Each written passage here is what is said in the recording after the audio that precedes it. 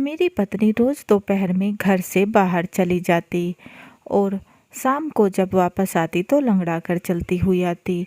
मुझे थोड़ा अजीब लगता और पूछने पर कुछ नहीं बताती। फिर मेरे माता पिता कुछ दिनों के लिए गांव चले गए तो उसने बाहर जाना बंद कर दिया। फिर एक दिन मैं कुछ काम से दोपहर में घर वापस आ गया। दरवाज़ा खुला था तो अंदर आ गया, लेकिन जैसे ही मैं कमरे की तरफ गया तो मेरे होश उड़ गए, क्योंकि मेरी पत्नी कमरे में किसी गैर मर्द के साथ। मेरा नाम अजय है। मेरा छोटा सा कपड़ों का शोरूम है। मेरी मम्मी पापा ने एक बहुत सुंदर लड़की मेरे लिए पसंद की। मम्मी ने मुझे लड़की की तस्वीर दिखाई तो वो मुझे देखते ही पसंद आ गई। लड़की बहुत खूबसूरत थी। उसका नाम रागिनी था। मम्मी ने मुझसे पूछा तो मैंने हाँ कह दिया और एक सप्ताह बाद ही हमारी सगाई का दिन तय हो गया। फिर सगाई का दिन आ गया, हमारी सगाई हो गई, लेकिन थोड़ी देर बाद ही रागिनी किसी लड़के से हाथों में हाथ लिए हंसकर बात कर रही है। मैंने सोचा हम जीवन भर के बंधन में साथ बंध रहे हैं, इसलिए मैंने उससे जाकर पूछा कि यह लड़का कौन है। वो बोली मेरा दोस्त है, सगाई की मुबारकबाद देने आया था। मैंने भी कहा ठीक है, और सगाई का कार्यक्रम खत्म होते ही हमारी शादी का दिन 1 महीने बाद का तय हो गया। मेरी माँ ने बचपन से ही मुझे रिश्तों की इज्जत करना सिखाया था। मैं हमेशा सोचता था मुझे एक अच्छी संस्कारी पत्नी मिले जो मुझे बहुत प्यार करे और मैं भी बस उससे ही प्यार करूं।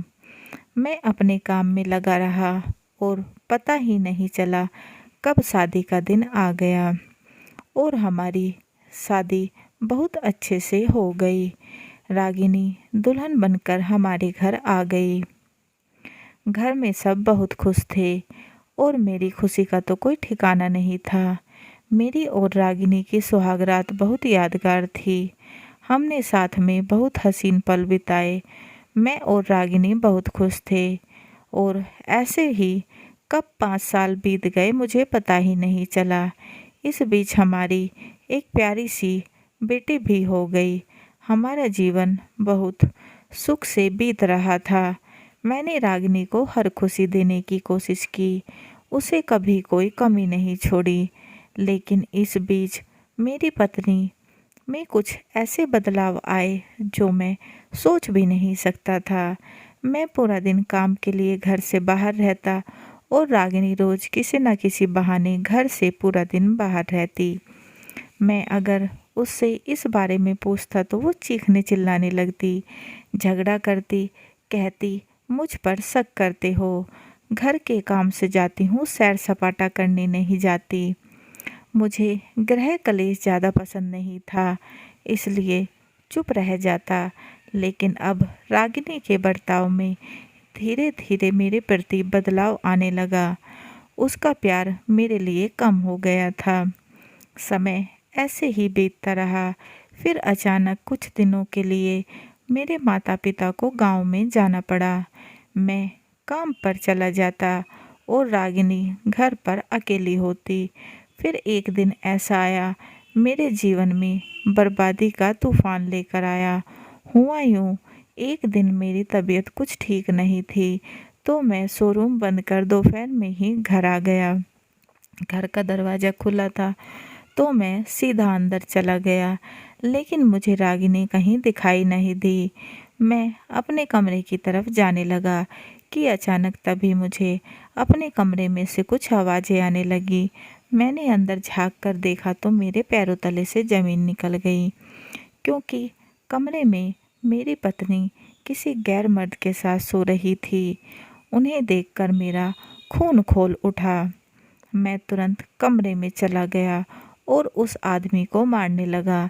मेरी पत्नी हड़बड़ाकर कपड़े पहनने लगी और जब मैंने उस आदमी का चेहरा देखा तो मैं हैरान रह गया, क्योंकि वो कोई और नहीं बल्कि वो ही लड़का था जिसने मेरी पत्नी हमारी सगाई पर हंसते हुए बातें कर रही थी। मेरा मन हुआ कि उस आदमी को मार ही दूं, लेकिन वो भाग निकला। फिर मेरा गुस्सा मेरी पत्नी पर फूट पड़ा और मैंने उसे 3-4 थप्पड़ जड़ दिए और कहा, अरे बेशरम, मेरा प्यार तेरे लिए कम पड़ गया जो तुझे गैर मर्द की ज़रूरत पड़ गई। अरे क्या कमी छोड़ी थी मैंने, तुझे जरा भी लाज शर्म नहीं आई मुझे धोखा देते हुए।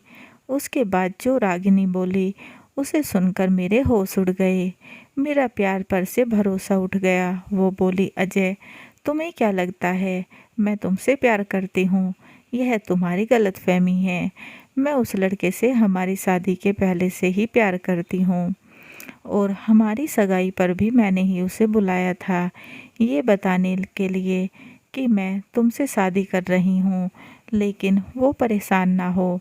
मैं शादी के बाद भी उससे मिलती रहूँगी और तुम तो मेरे प्यार में इतने पागल थे कि तुम्हें कभी पता ही नहीं चला और मैं उससे लगातार मिलती रही।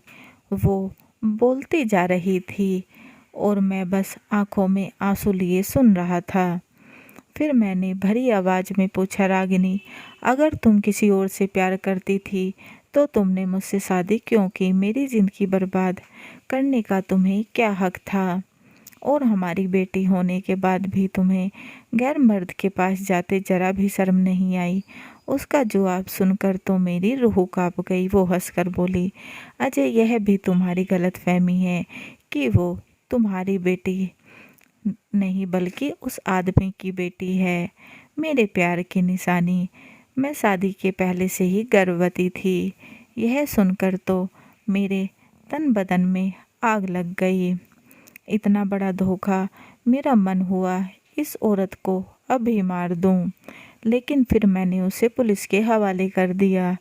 पुलिस ने मुझसे सबूत मांगे तो मुझे याद आया मैंने घर पर कैमरा लगाया हुआ है, लेकिन काम में व्यस्त होने के कारण कभी देख नहीं पाता था। उस दिन मैंने देखा तो मुझे बहुत सबूत मिल गए। वो मैंने पुलिस को दिए और उन्हीं सबूतों के आधार पर रागिनी से तलाक ले लिया। बेटी को मैंने अपने पास रखा और उसे हमेशा पहले की तरह प्यार किया। उसे मैंने कभी पता नहीं चलने दिया कि मैं उसका पिता नहीं हूँ।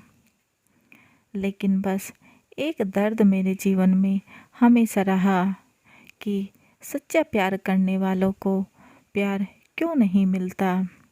कहानी कैसी लगी कमेंट बॉक्स में ज़रूर बताएं और चैनल को लाइक एंड सब्सक्राइब करना ना भूलें एंड बेल आइकन को ज़रूर दबाएं ताकि ऐसे ही अच्छी अच्छी कहानियों के नोटिफिकेशन आपको मिलते रहें।